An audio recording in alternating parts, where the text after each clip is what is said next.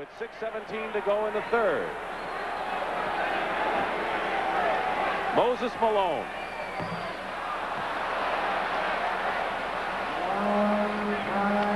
What did he say about officials' calls? I don't complain about them anymore. It hastened the removal of my hair. LA lead is cut to 3 with 6:10 to go. And if you do worry about the officials, it will remove your hair and a few other things. Foul is on Philadelphia. Clint Richardson, his first personal foul. And Pat Riley has to go to his bench to pick up Bob McAdoo. And as I said in the first half, this changes the nature of the Laker team. They're a little quicker, but they do more outside shooting because McAdoo is not the inside power that Kareem is, of course. Jamal Wilkes. Great sound when it goes through that net. The important thing is how Rambis will do in defending Moses Malone now. That's going to be important because I think Philadelphia may want to go to him now. Well, they're going to put Bob McAdoo on him right now. You're right. Rolls off. Loose ball. Ivaroni again with the offensive rebound and the basket. Ivaroni has 7 points and he has 6 rebounds. He's already had a good game. McAdoo. Clint Richardson is fouled by Wilkes. Now this is an important part of the game for Los Angeles, Russ. I think you'd agree. Yes, because they have to hold the fort down probably for the rest of the quarter before they can put Kareem back in it, because they put it back in, they'll be trying to get that 5th foul on him. So they're going to have to play this hold the fort with these guys. And not only that, but McAdoo's going to have to give them scoring because that's why he's in there. In there for necessity, but he's got to give him the offense. Cheeks drive.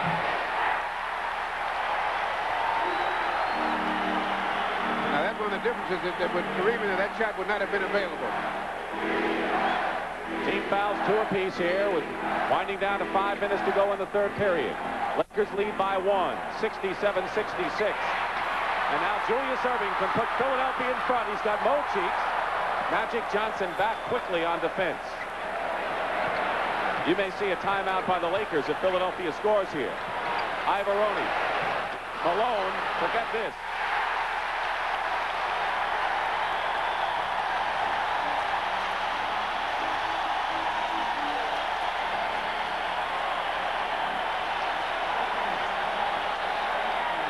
Timeout Lakers as the Sixers have their first lead since 8-6 early. Dick Stockton and Bill Russell at the Spectrum in Philadelphia. Game 2 of the NBA World Championship and the foul trouble story. At this point, Kareem Abdul-Jabbar on the bench with 4 fouls. McAdoo in the game with 3. As far as the 76ers are concerned, they have Julius Erving and Moses Malone each with 3. But that last basket before Pat Riley's timeout was the first offensive rebound for Moses Malone in the ball game. He has scored 17 points on 7 of 8 from the field and 6 rebounds. But the Lakers have to do something now to prevent Philadelphia from running off a spurt. They have 6 in a row now. That was a correct timeout for Pat Riley call, because now that the Sixers are on an emotional high, make them wait around, stand around a little bit. And now what the Lakers have to do now is get their game in gear with the guys they have out there now and hold the fort to the end of the quarter and not get too far behind if they're behind at all. So Magic Johnson with the ball. He's got Nixon, Wilkes, Landsberger, and McAdoo. Philadelphia has turned the rebounding story around. McAdoo hits a big basket. Now see, what I say is that the Lakers have to play their type of game now with these guys out here, not worry about the fact that Kareem is not out there. Philadelphia's early lead was 8-6. They just retook the lead before that basket by McAdoo. Clint Richardson. Malone with another offensive rebound, but an offensive foul. No basket. They call an offensive foul against Malone. Now is McAdoo more than shaken up here. He's got that pulled thigh muscle. And he got a shoulder in his chest that he'll feel that for a while. Now that shot by Clint Richardson, and then Moses gets the offensive rebound there. Good hustle there. And there's where he jumps into Bob McAdoo. Philadelphia is out rebounded in LA 9-2. Turning around a 26-17 Laker halftime edge. Whistle, no basket. and a 3-second violation called against the Lakers. Now, Billy Cunningham is going to give Moses Malone a rest right now and bring in Earl Curidan. Because he has 4 fouls also. And you don't want him to come up with one of those little fouls. Because if he gets in foul trouble, they really have a problem over a long period of time. Because they don't really have, with Clement Johnson out, a backup who has played that much. We see the difference between Kareem, say, and Moses is that the Lakers are used to playing great stretches without Kareem.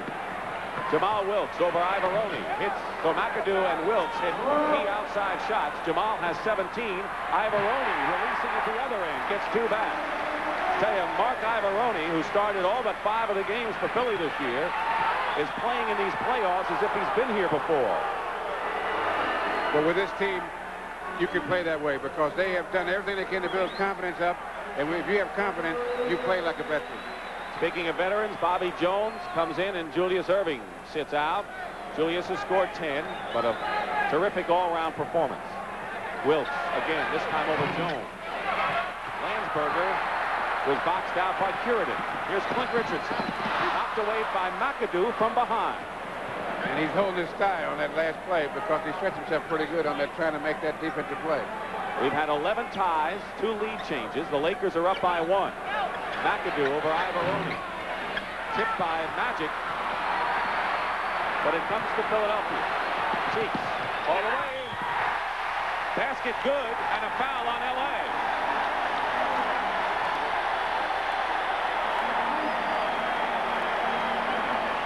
There goes Maurice Cheeks when they need a big basket. He's available. Here he comes on the fast break.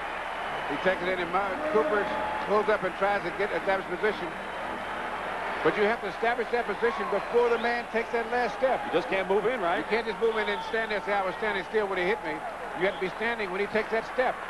Michael Cooper committed the foul, his 3rd. Maurice Cheeks really got clobbered in there, and Al Domenico, the trainer, will walk off for him. But the one thing about Philadelphia, all season long we saw it, and that is you make a turnover, or if you don't put a good shot up there, they'll beat you down the court, and that's what breaks the backs of the teams they play. Because they're a team, as I said earlier, Dick, that feeds off their defense. Their offense, the rhythm of their offense, is set up by the way they play defense. When they're playing a good defense, they probably shoot 7 or 8 percentage points better than they do if they're not playing good defense. 2:41 remaining in the 3rd period. The Lakers trying to even the series at 1 apiece, going home for 2 games at the Forum, Sunday and Tuesday.